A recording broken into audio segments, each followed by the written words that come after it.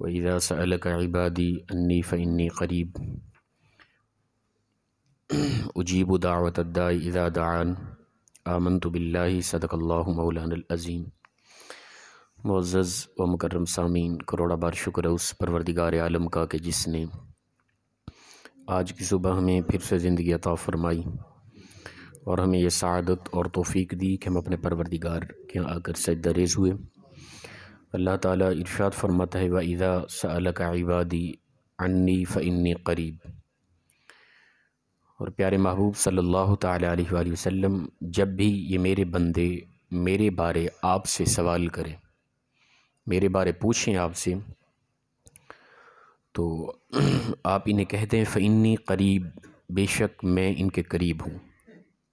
اللہ اپنے بندوں کے شہرک سے بھی زیادہ قریب ہے۔ نحن اقرب الیہ من حبل الورید، فرمایا کہ میں تمہاری شہرک سے بھی زیادہ قریب ہوں۔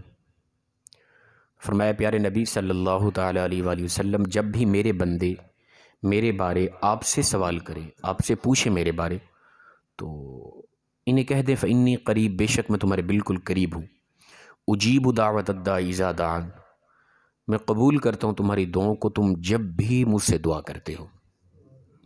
یعنی جب بھی دعا کرتے ہو اللہ تمہارے بالکل قریب ہے اور تمہاری دعاؤں کو سنتا ہے اور تمہاری دعاؤں کو قبول کرتا ہے۔ تو اذا دعان، جب بھی دعا کرتے ہو، تو رب تعالیٰ وعدہ کر چکا کہ جب بھی تم دعا کرو گے تمہاری دعاؤں کو قبول کرے گا، رد نہیں کرے گا۔ ہمارے ہاں بعض اوقات ہوتے ہیں، ایک روایت کے اندر آتا ہے، بخاری کی روایت ہے، حضور نے فرمایا کہ جس کے پیٹ میں حرام کا لقمہ ہوتا ہے رب اس کی دعا کو قبول نہیں کرتا۔ رزق حلال کھاتا ہے انسان، پھر اس کی دعا کبھی رد ہو تو یہ ناممکن ہے، اس لیے کہ اللہ وعدہ کر چکا ہے کہ اے پیارے نبی میرے بندوں کو کہہ دو میں تمہارے قریب ہوں، تم جب بھی مجھ سے دعا مانگتے ہو میں تمہاری دعاؤں کو قبول کرتا ہوں۔ اللہ یہ وعدہ کر چکا ہے۔ ہاں یہ ہے کہ بعض اوقات تاخیر ہو جاتی ہے، جو مانگا اس تاخیر کی وجہ اللہ کی طرف سے نہیں ہوتی، وجہ ہم خود لوگ ہوتے ہیں۔ ہمارے اندر وہ قابلیت و صلاحیت نہیں ہوتی کہ جو ہم نے مانگا اللہ فی الفور عطا کرے اور ہم اس کو لے سکیں، ٹھیک ہے نا؟ تو تاخیر ہو جاتی ہے بعض اوقات ہوتا ہے کہ جو مانگا وہ نہ عطا کیا، اس سے کہ عوض اللہ اور بہتر عطا کرتا ہے، ہم سمجھتے ہیں کہ ہمیں نہیں عطا ہوا، ہماری دعا نہیں قبول ہوئی، حالانکہ قبول ہو چکی ہوتی ہے۔ جو ہمارے لیے اس سے کئی گنا بہتر ہوتا ہے اللہ وہ ہمیں عطا کرتا ہے۔ بعض اوقات ہوتا ہے کہ کچھ بھی عطا نہیں ہوتا، لیکن آنے والی بڑی بڑی مصیبتیں اللہ اس دعا کے عوض رد کر دیتا ہے، دعا پھر بھی قبول کر لیتے ہیں، ہم سمجھتے ہیں دعا قبول نہیں ہوتی۔ رب تعالیٰ دعا ہمیشہ یاد رکھیں قبول کرتا ہے، کبھی بھی اپنے بندے کی دعا کو رد نہیں کرتا۔ تو یاد رکھیں کہ سب سے بہترین جو دعائیں ہیں نا وہ قرآن پاک کے اندر موجود ہیں۔ انبیاء کرام علیہ السلام نے جو ہم دعائیں مانگی، یا اللہ تعالیٰ نے خود جو اپنے بندوں کو دعا مانگنے کا طریقہ اور سلیقہ بتایا۔ بخاری کی روایت ہے، حضرت انس بن مالک رضی اللہ تعالیٰ عنہ سے روایت ہے، آپ فرماتے ہیں کہ رسول اکرم صلی اللہ تعالیٰ علیہ وآلہ وسلم ہمیشہ اکثر یہ دعا مانگا کرتے تھے۔ قرآن پاک دوسرا پارہ سورہ بقرہ، اللہم ربنا آتنا فی الدنیا حسنہ وفی الآخرۃ حسنۃ وقنا عذاب النار، جو ہم باقاعدہ ہر نماز کے بعد یہ آیت کریمہ اور یہ دعائی الفاظ پڑھتے ہیں ماشاءاللہ۔ اور یاد رکھیں کہ یہ ایسی الفاظ ہیں یعنی کہ مختصر الفاظ ہیں اور ان کے اندر یہ جامع معنی دعا ہے، سب کچھ اس میں آ رہا ہے۔ ربنا آتنا فی الدنیا حسنہ، اے اللہ ہمیں دنیا کی تمام بھلائیاں اور خیریں عطا فرما، وفی الآخرۃ حسنہ، اور آخرت کی تمام بھلائیاں اور خیریں ہمیں عطا فرما، وفی الآخرۃ عذاب النار، اور ہمیں آخرت میں جہنم کے عذاب سے محفوظ فرما۔ اس سے بہترین جامع معنی دعا کوئی نہیں، یاد رکھیں یہ ہمیشہ دعا مانگے، ٹھیک ہے نا؟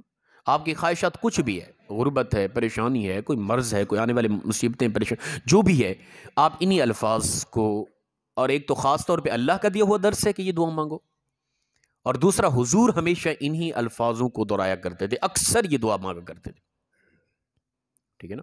بعض ساتھی کہتے ہیں کہ حضرت کچھ لمبی دعا کر دیا کریں، میں کہتا ہوں صرف آپ ہاتھ اٹھا کے اتنا کہہ دیں اللہم ربنا آتنا فی الدنیا حسنہ وفی الآخرۃ حسنۃ وقنا عذاب النار۔ آپ نے اللہ تعالیٰ سے دنیا اور آخرت کی تمام بھلائیاں مانگ لی ہیں، یاد رکھیں کچھ بھی باقی نہیں رہا جو آپ نے نہ مانگا، مختصر الفاظ کے اندر۔ پھر اس کے علاوہ کیا مانگتے رہے؟ سب کچھ تو آپ نے مانگ لیا، دنیا اور آخرت کی ساری بھلائیاں۔ تو یہ بہترین دعا ہے. یہ بخاری کے اندر کئی روایات آئی ہیں کہ حضور ہمیشہ اور اکثر ان الفاظات کے ذریعے اللہ سے دعا مانگا کرتے تھے، دنیا اور آخرت کی بھلائیاں، اور اپنے گناہوں سے شرمندہ ہو کر کیے ہوئے پر ندامت اور کیے ہوئے پر معافی مانگنے کے لیے جو بہترین دعائیں ہیں. سورہ الاعراف اٹھا کے دیکھیں 8واں پارہ.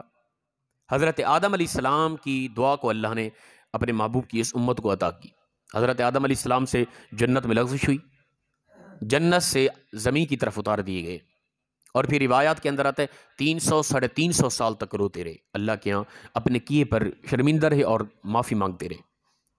پھر رب تعالیٰ خود فرماتا ہے قرآن پاک کے اندر کہ ہم نے آدم علیہ السلام کے ذہن کے اندر، دل کے اندر ایک بات ڈال دی تاکہ وہ الفاظ کہے اور ہم آدم علیہ السلام کو معاف کر دیں. وہ جو بات ذہن کے اندر آئی، وہ بات کیا تھی؟ وہ قرآن پاک 8واں پارہ سورہ الاعراف کے اندر اللہ تعالیٰ نے اس امت کو وہ الفاظ ادا کیے.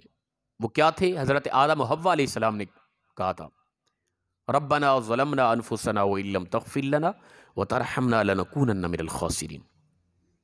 اے رب ہمارے، ہم نے اپنے اوپر ظلم کر دیا ہے، ٹھیک ہے نا، تو ہمیں معاف فرما دے، بخشش فرما، ہماری ہم پر رحم فرما. اگر تو نہیں کرے گا تو پھر ہم نقصان اٹھانے والے خسارے میں. تو یہ الفاظ ہیں وہ جو آدم علیہ السلام 350 سال تک یعنی مختلف الفاظات کے ذریعے اللہ کے یہاں توبہ کرتے رہے. رب تعالیٰ نے ان کی طرف خاص وہ توجہ نہ فرمائی، لیکن اللہ نے پھر یہ الفاظ حضرت آدم علیہ السلام کے ذہن میں ڈالے. 350 سال کے بعد آدم علیہ السلام نے ان الفاظ کے ذریعے اللہ کو پکارا ربنا ظلمنا انفسنا وان لم تغفر لنا وترحمنا لنکونن من الخاسرین. جب یہ الفاظ پکارے، رب تعالیٰ نے آدم علیہ السلام کی لغزش کو معاف فرما دیا. اپنے کیے پر شرمندہ ہو کر ان الفاظات کے ذریعے جب بھی ہم اللہ کو پکاریں گے، رب ہمارے پچھلے سارے گناہ معاف فرما دے گا. اور الحمدللہ باقاعدہ یہ آیت کریمہ بھی ہم نماز کے بعد اس کو بھی دعائی الفاظ کے اندر پڑھتے ہیں باقاعدہ. اور اسی طرح دیکھ لیں اپنا حضرت یونس علیہ السلام مچھلی کے پیٹ میں چلے گئے، ٹھیک ہے نا. بھول یہ ہوئی کہ اپنی قوم اپنے علاقے میں اللہ کے اذن سے پہلے چلے گئے، قوم مان نہیں رہی تھی. اور اللہ کا یہ اصول ہے کہ جب ایک پیغمبر اپنی قوم کو بارہا سمجھاتا ہے کہ توحید کی طرف آ جاؤ، شرک سے بچ جاؤ، گناہوں سے بچ جاؤ، اور وہ قوم باز نہیں آتی جب، تو رب تعالیٰ کی طرف سے پھر عذاب آتا ہے. اور اللہ تعالیٰ اپنے پیغمبر کو پہلے کہہ دیتا ہے اے پیارے نبی آپ اس بستی سے، اس قوم سے الگ ہو جائیں. جو ہی وہ پیغمبر الگ ہوتا ہے تو اللہ کا عذاب آ جاتا ہے. حضرت یونس علیہ السلام سے مسٹیک یہ ہوئی کہ ابھی اللہ تعالیٰ کی طرف سے اذن نہیں آیا تھا کہ آپ اس قوم سے چلے جائیں. قوم ظلم و ستم اتنا شروع کر دیا تھا قوم نے، اور اس قدر نافرمانیوں پر اتر آئی تھی کہ آپ نے محسوس کیا کہ بس ان قریب اللہ کا عذاب ان پر ٹوٹنے والا ہے. آپ اس کو اپنا علاقے کو چھوڑ کر گئے، کشتی پر بیٹھے آگے سمندر میں، اور مچھلی کے پیٹ میں چلے گئے. مچھلی نے نگل لیا، اور مچھلی کے پیٹ کے اندر لا الہ الا انت سبحانک انی کنت من الظالمین یہ الفاظ پڑھتے رہے. تو رب تعالیٰ نے اس مسٹیک کو رب تعالیٰ نے معاف فرما دیا ہے. تو یاد رکھیں کہ بہترین مقدس ترین دعائیں وہ ہیں جو اللہ نے قرآن کے اندر انبیاء کے طریقے کو یا خود رب تعالیٰ نے درس دیا کہ یہ دعائیں مانگنی ہیں. ان سے بڑھ کر بہترین کوئی دعائیں نہیں ہیں. اچھا یاد رکھیں کہ حضور نے بھی اس قدر دعا کی تلقین کی ہے. آپ اٹھا کے دیکھیں حدیث مبارکہ کی تمام کتب، بخاری شریف اٹھا کے دیکھیں، سب سے بڑا باب بخاری کے اندر باب دعا ہے. یاد رکھیں دعا کا باب سب سے بڑا باب ہے. اس سے زیادہ کوئی بھی روایت نہیں جو دعا کے متعلق حضور نے بیان فرمائی ہے. اسلام نے ہر ایک لمحے کے لیے، ہر ایک پہلو کے لیے، آپ گھر کے اندر داخل ہوں، گھر میں سے نکلیں، آپ واش روم میں داخل ہوں، واش روم سے نکلیں، آپ کھانا شروع کریں، کھانا کھانے کے بعد آپ کسی کے ہم مہمان جو بھی کریں نا، ہر ایک عمل کے لیے دعا عطا فرمائی ہے اسلام نے. لیکن ہم نے دعا کو چھوڑ دیا ہے، ٹھیک ہے نا. ہم اسلام نے یاد رکھیں فرائض عطا کیے تھے اور دعا عطا کی تھی. ہر مشکل کا زندگی کو خوبصورت کرنے کے لیے اسلام کے احکام وہ جو لازم و ضروری ہیں، فرائض ہیں، وہ عطا کیے تھے. اور پھر ہر مشکلات کا حل اللہ نے، اسلام نے دعا عطا کی تھی، اور ہر عمل کے لیے دعا تھی. لیکن میں نے اور آپ نے فرائض کو چھوڑ کے وظائف کو پکڑ لیا. ہمارا وہ ملنگ طبقہ جو آیا، پیر طبقہ آج کل کے، انہوں نے آ کے ہمیں اپنی طرف سے کچھ وظائف عطا کیے. ان وظائف کا خاص کوئی تعلق نہیں ہوتا اسلام کے ساتھ. ان وظائف کی طرف لگ گئے، فرائض کو ہم نے چھوڑ دیا ہے. اور پھر جو دعائیں تھی لازم و ضروری، وہ دعائیں خود پڑھنی تھی، خود مانگنی تھی، ان کو چھوڑ کے ہم نے دعائیں کرانا شروع کر دی ہیں. حضرت دعا کرنا، گناہگار بندے دعا کرنا، بھئی تیرے گناہ کی دعا، گناہ کی پر دعا میں مانگوں گا یار؟ تجھ سے ہوا تو اللہ سے گڑ گڑا کے معافی مانگ۔ انبیاء کا جو طریقہ ہے، جو اللہ نے دعائیں قرآن کے اندر عطا کی ہیں، ان کو خود مانگ، اپنے کیے پر شرمندہ ہو گیا، اللہ تجھے معاف کرے گا۔ حضرت گناہگار ہیں، بس دعا کیا کریں۔ کمال ہے یار، یہ عجیب الفاظ ہیں۔ دعا کرائیں نہیں، دعا لیا کریں، درد مندوں کے درد کو دور کر کے، پریشان حال لوگوں کی پریشانی کو دور کر کے، ٹھیک ہے نا، غریبوں کی غربت کو دور کر کے، ٹھیک ہے نا، اور لوگوں کے ساتھ بھلائی کر کے ان سے دعا لیا کریں۔ دعا کرانے کی ضرورت نہیں ہے۔ وہ ایک الگ ہے کہ محبت ہوتی ہے کہ حضرت بس ویسے ہمارے لیے دعا کر دیں، وہ ایک الگ محبت ہے، جائز ہے یہ الفاظ، کو ناجائز نہیں ہے۔ ہم کہہ رہے ہیں کہ جو اسلام اصول بتا رہا ہے اس سے ہم ہٹ گئے۔ اسلام نے ہر ایک لمحے کے لیے دعا عطا کی تھی۔ ہمیں کتنے دعائیں یاد ہیں؟ اب بمائے میرے، میں اپنی ذات کو بھی کہہ رہا ہوں، بمائے میرے ہم سب جتنا بیٹھے، کتنی دعائیں ہمیں یاد ہیں؟ گھر میں داخل ہونے کی دعا، باہر نکلنے کی دعا، سفر کی دعا، کھانا کھانے کی دعا، کھانا ختم کرنے کی دعا، واش روم میں آنے جانے کی دعا، کہیں مہمان جانے کی دعا، چاند کو دیکھنے کی دعا، صبح کی دعا، رات کو سونے کی دعا، صبح فوراً اٹھنے کی دعا، ہر ایک لمحے کی دعا عطا کی، لیکن کوئی پتہ نہیں ہے۔ پریشان حال ہے زندگی، کیا کریں جی؟ دعا کیا کریں نہ میرے بھائی، دعائیں لیا کریں اور خود دعا کیا کریں اپنی ذات کے لیے، یہ اصول ہے۔ اور اپنے دنیا اور آخرت کی بھلائی کے لیے جو آیت ہم اکثر دعا میں مانگتے ہیں، ربنا آتنا فی الدنیا حسنہ وفی الآخرۃ حسنۃ وقنا عذاب النار، اس کو ہمیشہ پڑھیں، ٹھیک ہے نا۔ دنیا اور آخرت کی بھلائی، آپ کی جو بھی تمنا ہے، جو بھی خواہش ہے، وہ چیز سامنے نہ رکھیں، آپ انہی الفاظ کو، اسی آیت کو ہمیشہ دعا کے اندر دہرائیں، جو حضور کا ہمیشہ طریقہ رہا ہے، جامع معنی دعا ہے۔ آپ مت سوچا کریں حضرت مختصر دعا مانگی، نہ نہ، آپ جو سوچ رہے ہیں اس سے کئی گنا بہتر ہم اللہ سے دنیا اور آخرت کی بھلائی مانگ چکے ہیں، یہ آیت کریمہ دعائی الفاظ میں پڑھ کے۔